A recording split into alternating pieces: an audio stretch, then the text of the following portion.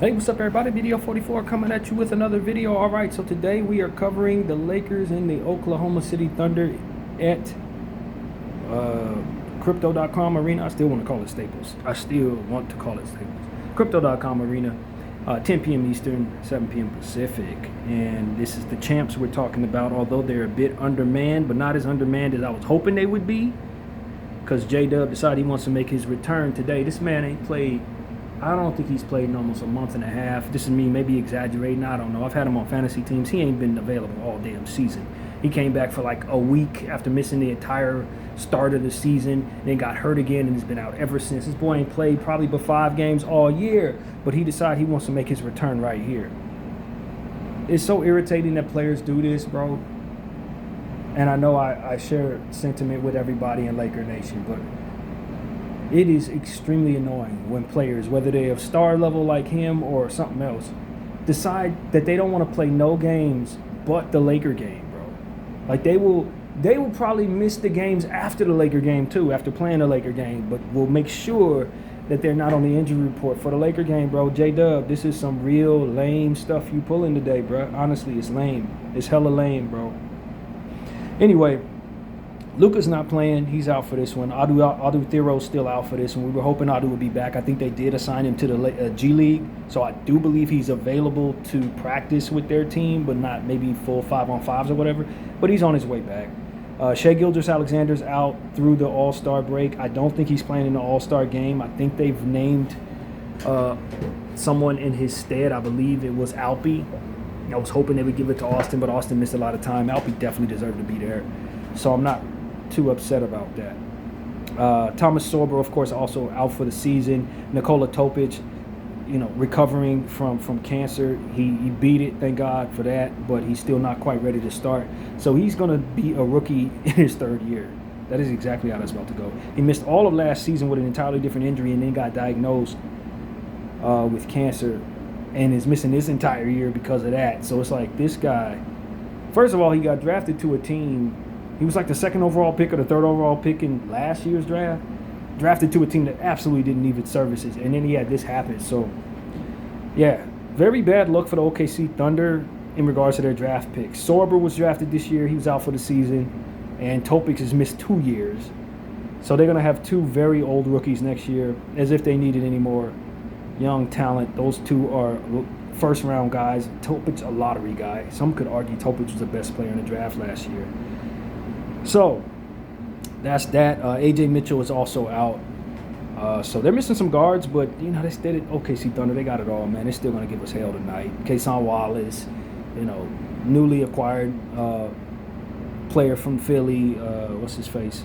He's gonna ball out. We already know they got plenty of talent, man. So don't expect that just because they don't have Shea, that they're not going to be plenty capable of stomping a mud hole in us, because they definitely are, unfortunately. But, yeah, that's really what it is, especially without Luka Doncic. I'm very concerned.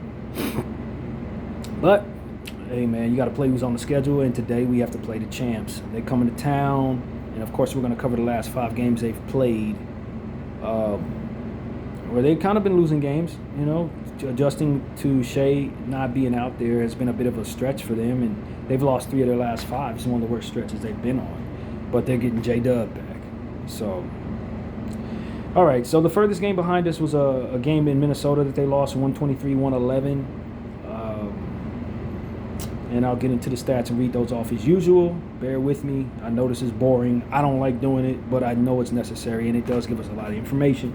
So, feel free to fast forward if you care to in each and every one of these videos. I don't have any problem with people doing that at all. I just think it's for those who care about stats and for those who really want to know what the hell we're going up against, including my very own self. I really want to know exactly what tendencies these teams have. So that's really what it is. OKC in this particular game against the Minnesota Timberwolves shot 48% from the field, 41-86. The Wolves 45-89 for 51% from the field. The 3-point line 35% for the Thunder, 11-31, 47% for the Wolves, 22-47. So that's probably where they won it. For the Wolves from the line, 11-18 for 61%. For the Thunder, 11-31 for No, excuse me, that's wrong. 18 of 20 for 90%. Rebounds, 36 for the Thunder, 46 for the Wolves. 11 offensive boards for the Thunder, 15 for the Wolves. 27 assists for the Thunder, 26 for the Wolves. 11 steals for the Thunder, 12 for the Wolves. 5 blocks for the Thunder, 7 for the Wolves. 16 turnovers for the Thunder, 30 points conceded off of those. 20 turnovers for the Wolves, 29 points conceded off of those. 23 fast break points for Minnesota, 13 for Oklahoma. 52 points in the paint for Oklahoma, 36 for the Wolves. And 0 in the time led. 0. They didn't lead the game at all, did the Thunder. And the largest lead of the game for the Wolves was 22, having led 99% of the time. All right, Jay Williams, 27 minutes, 5 points, 2 of 6 from the field, 1 of 3 from 3, 4 rebounds, 1 steal, -8. Chet Holmgren, 30 minutes, 15 points, 6 of 10 from the field, 1 of 2 from 3, 2 of 2 from the line, 5 rebounds, 2 assists, 1 steal, 1 turnover, 3 blocks, 2 offensive rebounds, -5. Shai Gilgeous-Alexander, 31 minutes, 30 points, 12 of 18 from the field, 1 of 2 from 3, hit all 5 of his free throws, 6 rebounds, 8 assists, 5 turnovers, 1 steal, -22 for the MVP. Lou Dort, 27 minutes, 5 points, 2 of 7 from the field, 1 of 2 from 3, 4 rebounds, 2 assists, 2 offensive boards, -17. Aaron Wiggins, 25 minutes, 10 points, 3 of 8 from the field, 2 of 4 from 3, 2 of 2 from the line, 4 rebounds, 5 assists, 3 turnovers, 2 steals, 1 offensive board, -15. Brooks Barnhizer, 4 minutes, 2 points, hit his only field goal, got a board and an offensive board to be exact, +8.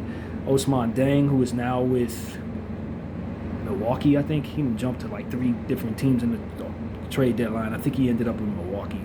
4 minutes, 2 points, 1 of 2 from the field, 0 of 1 from 3, 1 assist, 1 steal, 1 turnover, +8. Isaiah Hartenstein, somebody who's back from injury, who should be healthy right about now. 18 minutes, 11 points, 3 of 6 from the field, 5 of 6 from the line, 5 rebounds, 2 assists, 2 turnovers, 3 offensive boards, -7. Kendrick Williams, 18 minutes, 7 points, 3 of 6 from the field, 1 of 2 from 3, 3 rebounds, 1 assist, 2 turnovers, 1 steal, 1 offensive board, +1 for Williams. Isaiah Joe, 25 minutes, 6 points, 2 of 7 from the field, 2 of 6 from 3, 3 rebounds, 3 assists, 3 steals, 1 turnover, 1 block, -2. Cason Wallace, 26 minutes, 13 points, 5 of 11 from the field, 1 of 5 from 3, 2 of 2 from the line, 1 rebound, 1 steal, 1 block, 1 offensive board, -9 for Wallace. And Youngblood, 4 minutes, 5 points, 1 of 4 from both the 3 and field, 2 of 3 from the line, 2 assists, +8. So yeah, Minnesota shot great. That's really what it came down to. They hit a lot of threes. Jaden McDaniels had 21. Ant-Man had 26. Nas had 18. And Juju had 13. Gobert 14. And DiVincenzo 11. And they were able to beat the champs in this one. Bones Highland also had 9 points. So yeah, they got a lot of scoring from a lot of people. And Shai had 30, but nobody else scored over 15 points. So the champs lost in Minnesota. All right, next up for the champs, who did they play? They had a date with Denver in altitude. 121-111 was the score. They got the victory against the Denver Nuggets. And let's see how things went for Shai and the gang. Team stats, 47% from the field for the Thunder, 40-85. 49% for the Nugs, 39-79. Nuggets shot 46% from 3, 16-35. Thunder 19-48 from 3 for 40%. Thunder shot 81% from the line, 22-27. And the Nuggets 71%, 17-24. Both teams had 39 boards, 8 offensive boards for the Nuggets, 12 for OKC. 23 assists for the Thunder, 29 for the Nuggets, 12 steals for the Thunder, 9 for the Nuggets, 6 blocks for the Thunder, 4 for the Nuggets, 13 turnovers for the Thunder, 8 points conceded off of those, 18 turnovers for the Nuggets, 19 points conceded off of those, 11 fast break points for the Thunder, 6 for the Nuggets, 30 points in the paint for the Thunder, 36 for the Nuggets, 18 was the largest lead of the game for the Thunder, and they led 99% of the time. That means that the Nuggets didn't lead at all.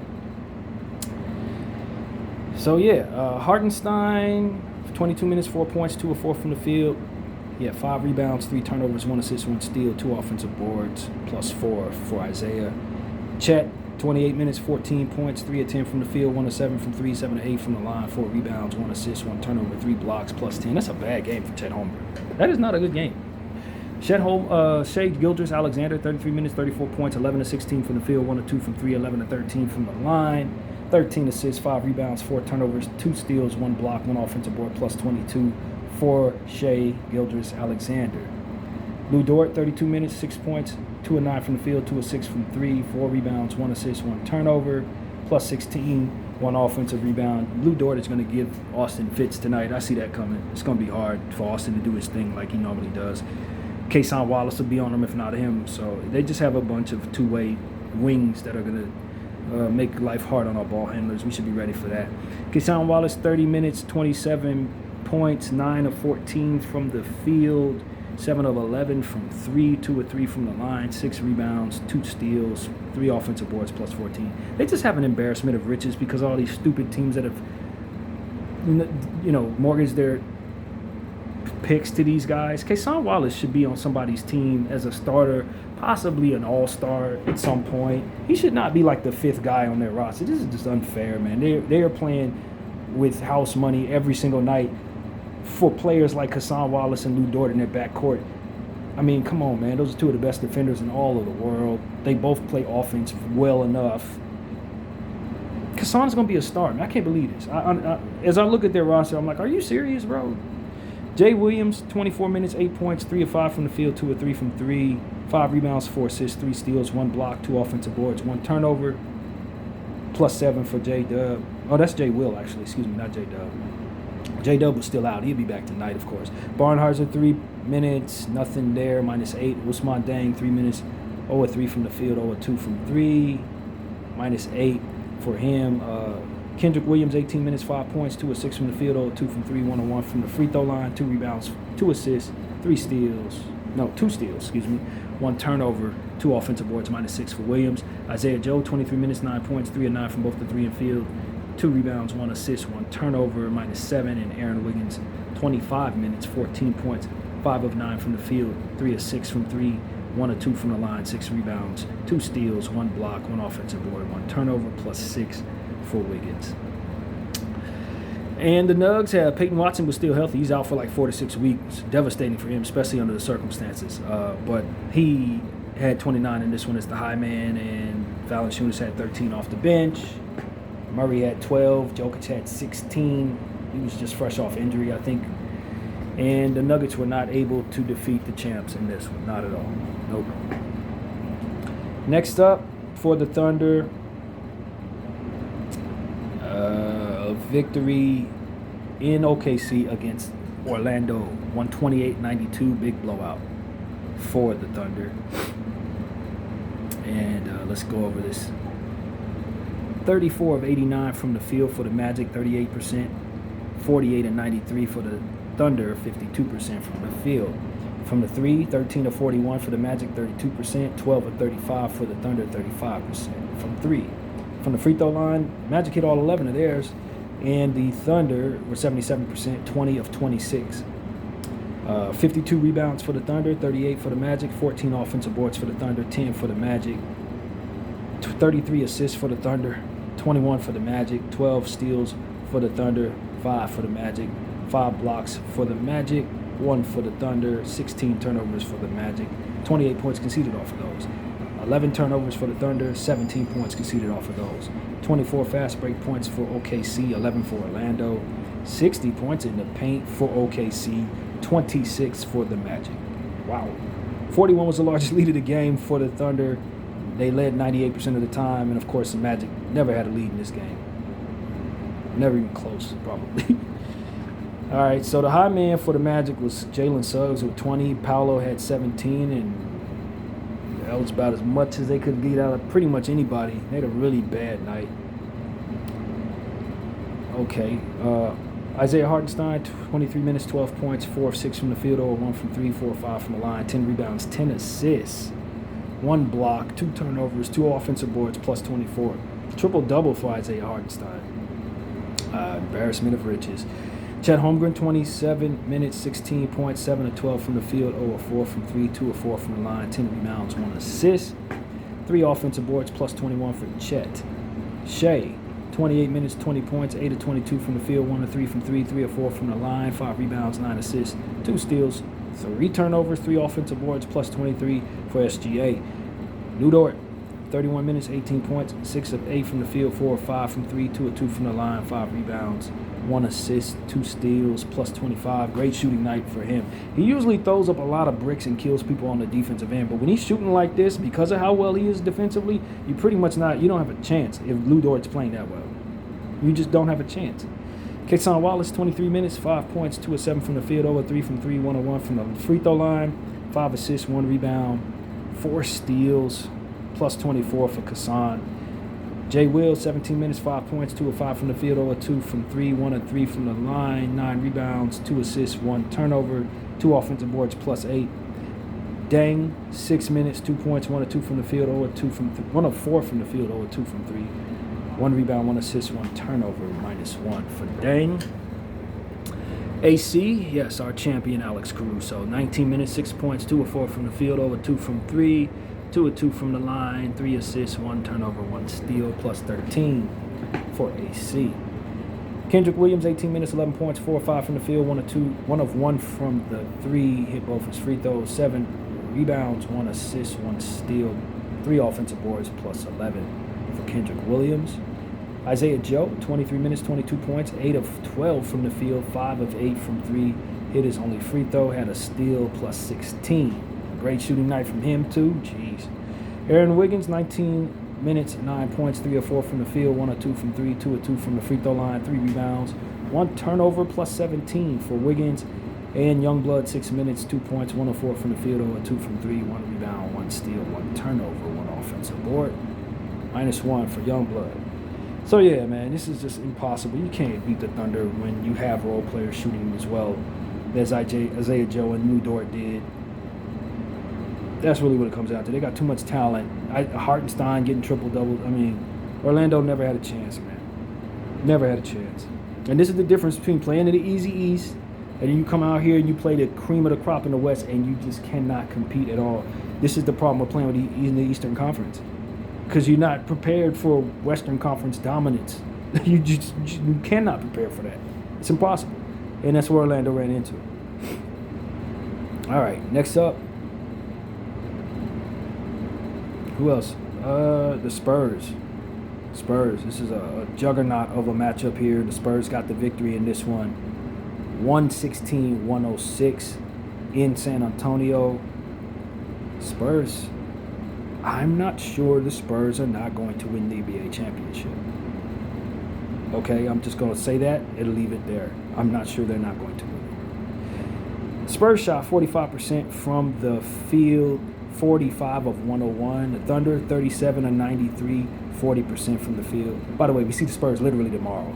Like, they got us playing the two best teams in the NBA basically back-to-back. 14 of 42 from the three for the Spurs, 33%. 19 of 47 for the Thunder, 40% from three. 13 of 14 for the OKC Thunder from the free throw line, 93%. 12 of 20 for the Spurs, 60%.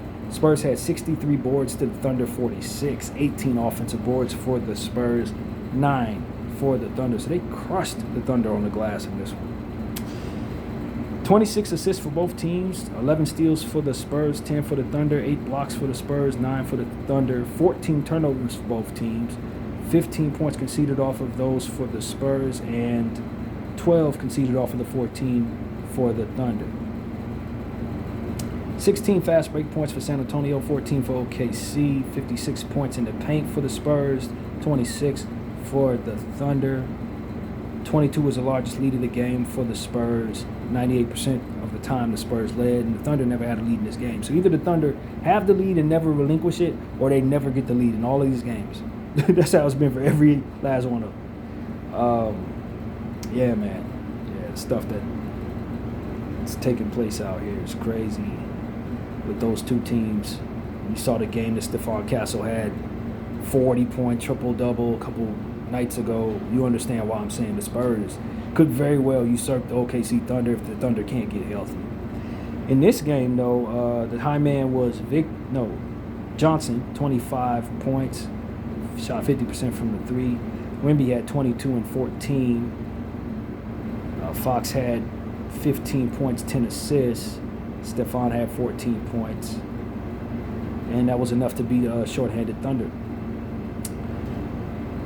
J-Dub did not play as Jay Will. I got to get that right. Jay Will had 40 minutes, 24 points, 6 of 15 from the field, 4 of 11 from 3, 8 of 8 from the free throw line, 12 rebounds, 4 assists, 2 blocks, minus 14 for Jay Will. That's a big 3-point attempts for him. I know he can shoot the 3, but that's a lot. Kendrick Williams, 35 minutes, 25 points, 9 of 18 from the field, 4 of 7 from 3, 3 of 4 from the line, 9 rebounds, 2 assists, 1 steal, 3 turnovers, 2 offensive boards, minus 12. What does he look like in a starting role? What does Kendrick Williams look like in a team that needs him?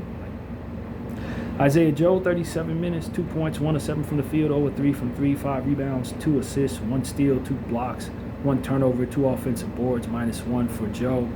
Aaron Wiggins, 38 minutes, 20 points, 7 of 14 from the field, 4 of 7 from 3, 2 of 2 from the line, 4 rebounds, 6 assists, 3 turnovers, 5 steals, minus 4. You see what I'm saying? Like, this is like their 7th guy, and he had 20 points and 5 steals. We can't even put a legitimate two-way wing on the floor, and they got like 9 of them. Some of whom don't even play. But this is what happens when you take advantage of other people mortgaging their picks. You can put all the stuff that everybody needs on your team and just beat them all. This is crazy. Aaron Wiggins and Kendrick Williams doubling up for 45 points. J-Dub ain't play. SGA ain't play. Hartenstein ain't play. And they only lost by 10 to the team that I think could be potentially the second best team in all of basketball, San Antonio. This is not... You can't even match what they've done out there. Nobody can. Barnheiser? No, excuse me.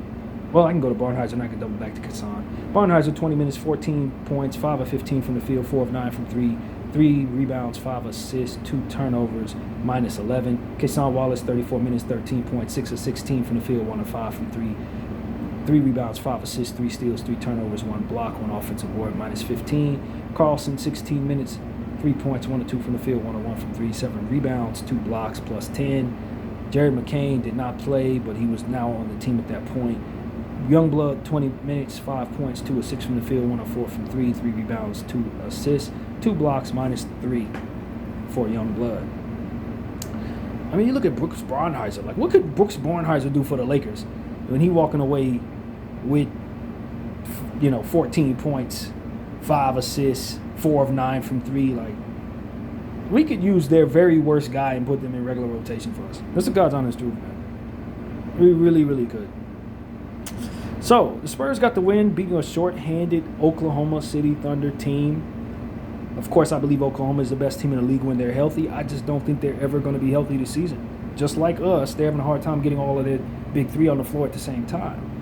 And so, if that's going to be how you stumble through the regular season, you're not going to have the continuity that some of these other teams are going to have. And when you get to the Western Conference Finals against a Spurs team or against a Rockets team or Timberwolves or Lakers, it may be hard for you if you're the Thunder if you're not 100% healthy. And that's what I think is actually happening to the Thunder.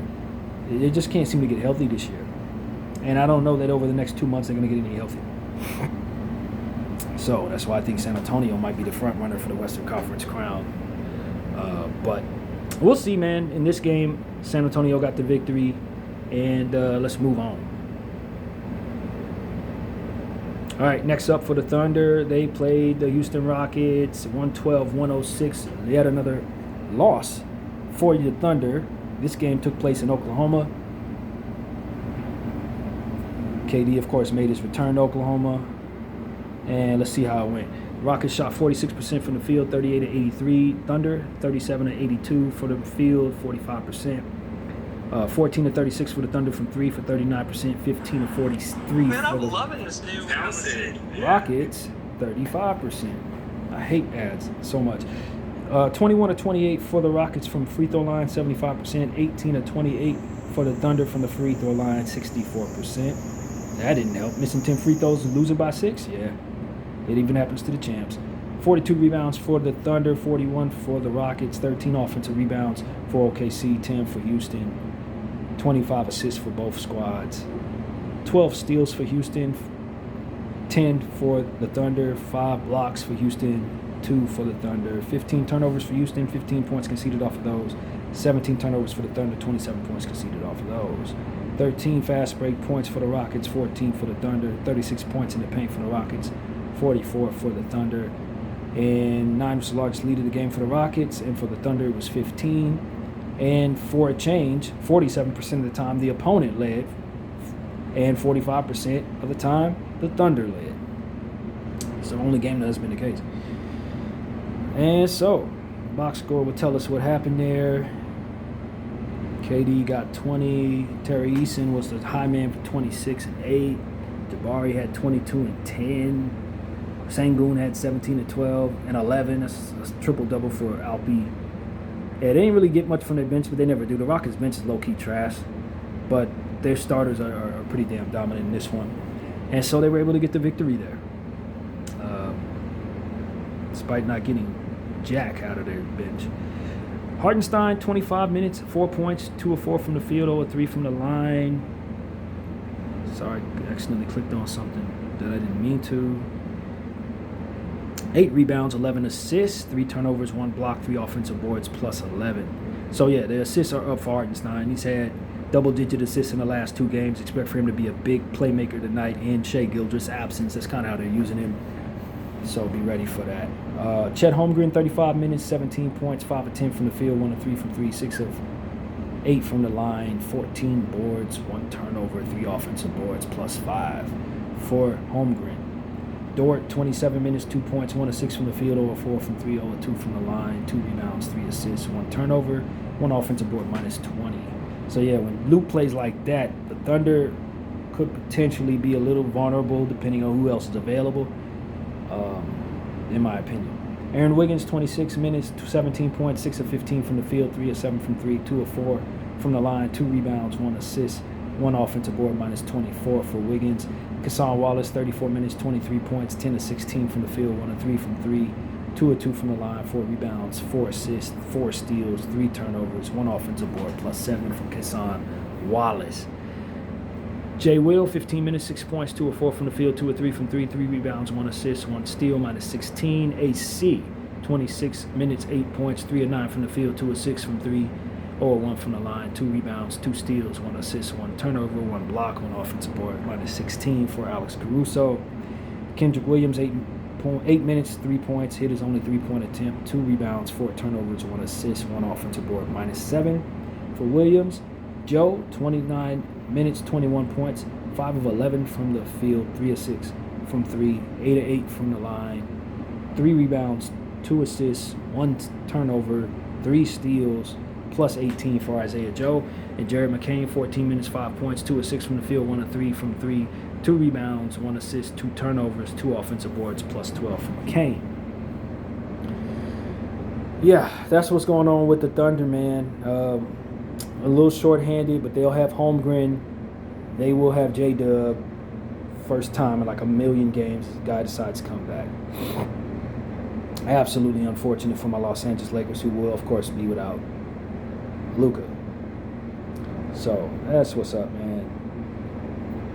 The Thunder are first in the Western Conference, of course, at 40-13. They're 18-7. Their home and away record. 4th in offensive rating, 1st in defense, and 1st in overall net rating. They're an elite basketball team of the highest order. They're defending champions and probably well on their way to winning another championship if I'm wrong about them not being healthy. The Lakers, 32-19, 5th in the Western Conference, 14-8 home and away standings. We're 9th in offensive rating. We're 22nd defensively and 16th overall net rating. Not quite as good as the Thunder at all. Thunder are going to be wearing their home whites on our floor. Not a fan of that. We're going to be wearing our purple uniforms, which means our floor is likely going to be the traditional one. I don't think we'll wear that uniform with our alternate floor. I don't think so. We'll likely wear our black uniforms with that floor each and every time is what I expect. So, yeah, that's how that goes. And as I mentioned, Dort, Wallace, Williams, Hartenstein, and Chet are the starters for the Thunder potentially, although that's subject to change, of course. And for the Lakers, Marcus Smart, Bron, Rui, Jake, and D.A. expected to start for the Lakers. Welcome back, D.A., who was out in the last one. We got our full center position, but I still expect us to play Maxey play, but some minutes because he's really been good for us in the center's absence. So that's really what's going on, man. Look for Hartenstein to be the playmaker with Shea out, man. But then again, with J-Dub back, he might take back over some of those looks. So, yeah, expect great assists out of both of those guys. J-Dub is going to be J-Dub. I know he's coming back from injury, so I'm assuming he's on minutes restriction. But he's going to be J-Dub. You know, he's a superstar, man. This is absolutely ridiculous. But the Oklahoma City Thunder basically have a superstar as their number 2 guy, like a guy who would probably be the best player on like half of the NBA teams. So that's the reality of what J-Dub brings to the table. He decides to make his return against us, and we will deal with that however best we can. Yeah, man, I don't know. I don't actually expect the Lakers to win this game. I think you could really, really play well and still lose. Like, that's the reality, even without Shai Gilgeous-Alexander. But because they don't have Shai Gilgeous-Alexander, it helps a whole damn lot. Problem is, Luka's not available, so that dumbs it down even further. Now we're asking Austin to be Superman against hellified ball handlers, and it's just tough, man. We had some real miscues last game, especially in the first half against whoever the hell we played. I honestly don't even know. Who was it? Who did we play? Golden State.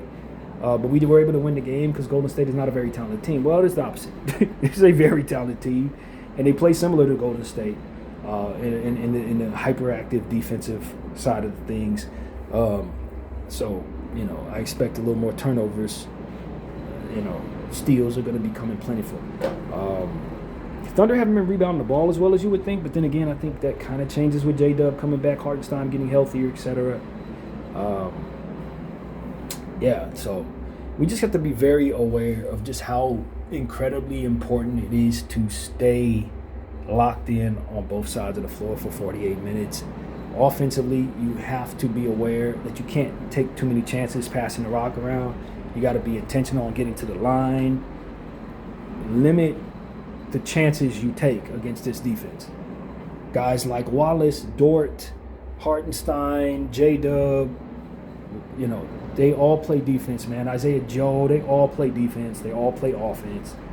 Look out for Isaiah Joe. Perimeter defense is ever so important against such an elite offense. Even without Shea, you still got to cover guys like Hassan Wallace and Jay Will, J-Dub, all of them. It's just going to be hard, man. You're going up against an ex-Laker AC who probably should have got his payment from us instead of being allowed to walk to Chicago.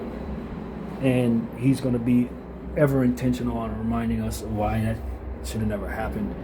And so, you know, this is going to be tough, man. You got Jared McCain out there who's always looking to make a name for himself. He's a TikTok star. He's obviously more talented than he's been able to show coming off of the knee injury. And with every game, he gets healthier and healthier and healthier. So I would be surprised if he has a big game for his new team tonight on our floor. He's that kind of guy. Not afraid of the bright lights at all. So, yeah, man, it's just doom and gloom. Honestly, when you don't have your best player and you go up against the Thunder, even without their best player, you still feel like you are up against, you know, Goliath. And that's just the power of doing things the right way. You know, you got to give credit to their organization for just accumulating all the picks in the world. Even when they have 2 players who they've drafted consecutively in the first round go out for the season, it's still significantly better than all of the rest of the teams they go up against. And it's just a testament to doing things right where a lot of other people were doing things wrong, man. And we're all trying to catch up to what they've done. This is what a real super team looks like in 2026. It's not putting together 3 superstars and calling it a super team. Now, that's fake. What's actually true is when you load up on a massive amount of picks and just take advantage of people who are doing dumb stuff in the short term. People who are like the Clippers who make dumb decisions in the short term. They gave these guys a dynasty, and that's exactly what this should be. If the Thunder happen not to win the championship this year, you know who the favorite's going to be next year? Thunder. You know who's going to be the favorite the year after that? The Thunder. You know who's going to be the favorite the year after that? The Thunder. I don't see any reason, especially with them continuing to get lottery picks, as to where they could potentially have a lottery pick in this year's draft because of them dumb Clippers. They could get the best player in this year's draft. Peterson could be a damn Thunder next year. You ain't never going to see nobody get no championships or something like that happen. If A.J. DeBonsta or Peterson ends up a Thunder, you can say goodbye to the championship. It's going to be there for at least another 7 years, man. No exaggeration at all, because these guys are all in their 20s. So it's like, man, look, if you happen to lose to the Thunder, it's no harm.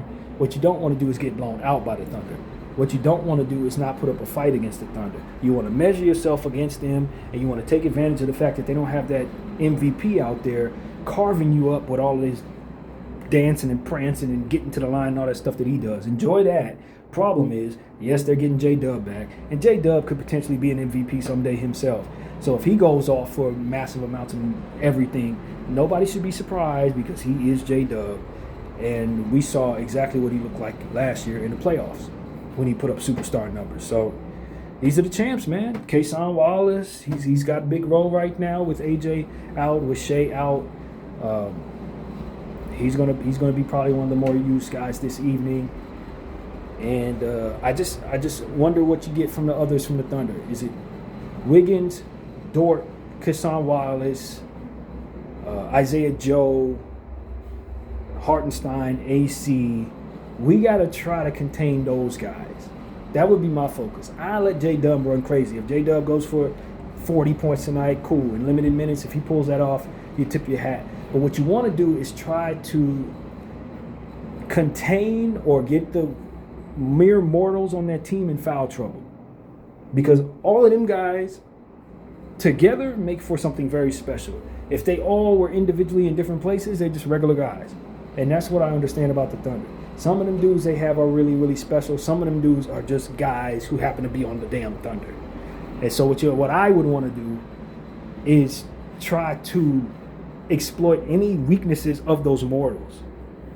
And Chet Holmgren's going to get his tips and stuff like that. You know, another superstar that they got, all-star player, 7'3", plays like a guard, one of the best defenders in all of basketball, probably the second best rim protector in all of basketball behind, of course, Wemby. I mean, it's just like, yo, man, there's no harm in losing to this team, but what you do want to do is try to steal a win against them with the MVP out.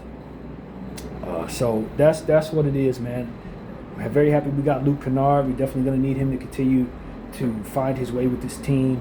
LeBron James, you know, he's been a struggle, but I know he's been playing hard, and especially in the fourth quarter is really helping us, being intricate and playmaking and stuff like that. He's going to have to try to take care of the basketball a lot better than he's been prone to do over the last 3 weeks if we're going to have any chance of overcoming the Thunder tonight. We can't have him coughing the ball up 8, 9 times. It's just not going to work.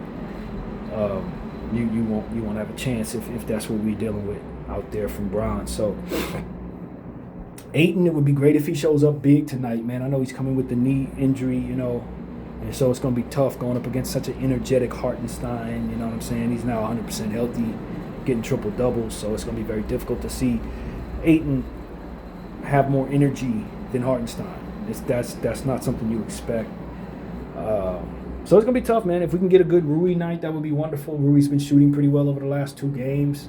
So, you know, if he could give us his season high tonight, that would be extremely helpful, that kind of thing. Yeah, man, let it fly. I don't think, you know, this is one of them games where you just let it fly. You let it fly. You don't overthink. You understand you're going up against a bunch of two-way guys who are likely going to try to pressure the ball. So, you know, you prepare your best for that. But you just give it your best effort. You lock in against the champs. You respect that they are the champs, and you do the best you can. Without Luka, it's going to be very difficult for us to accumulate the points we need. But, you know, we can get more out of other people just the same, you know. So take advantage of that. Maybe we can have one of our guys who are not expected to play a big game have a huge game tonight. That would be great. You know what I mean? Welcome to the Lakers. Officially, Kobe Buffkin. We signed you to a 2-year deal. Saw a picture of him wearing a Kobe jersey that he had posted this morning. It's really dope to have a guy in place with Kobe's name who's expected to be big for us over the next 2 years if we give him the opportunity. I question whether or not we'll give him that opportunity, but at least we know he's tall enough to play some three, so hopefully JJ will use him. And he's been killing in the G League lately, so I know he can help us. It'd be wonderful if he has a massive night tonight, breakout night, to start his Laker tenure with the big squad. So very much happy to have him and Luke Kennard in place. New Lakers, welcome to it. And yeah, that's what's going on, man. I didn't report on it, but those who want Cam Thomas, he went to the Bucks. Cam Thomas went to the Bucks. I think it's a good place for him. That has nothing to do with what we're talking about, but for those who are wondering about the buyout guy, he's off the table. He went to Milwaukee, played with Giannis.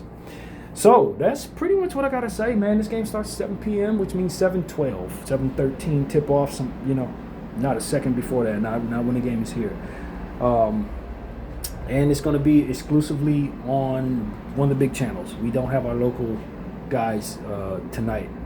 And so this is the first of a back-to-back. We don't have to travel, but we do have to come right back down to Staples tomorrow again and play the Spurs. So we'll cover that one too tomorrow. Same thing as always. But yeah, that's really what's going on, man. Just get ready for the Thunder tonight and the Spurs tomorrow, and then Dallas, and then we got the All-Star break. And that break couldn't come soon enough. We definitely could use the break. So let's try to upset the Thunder tonight, man. Try to upset the Thunder. But if the game gets out of hand, just rest people, because we have a big game against San Antonio tomorrow, man. So that's really what it is. I do not want our coach to keep LeBron in the game in the fourth quarter if the score is out of whack, one way or another. That's one of the things that we have to do a better job at. Buying ourselves more rest during basketball games.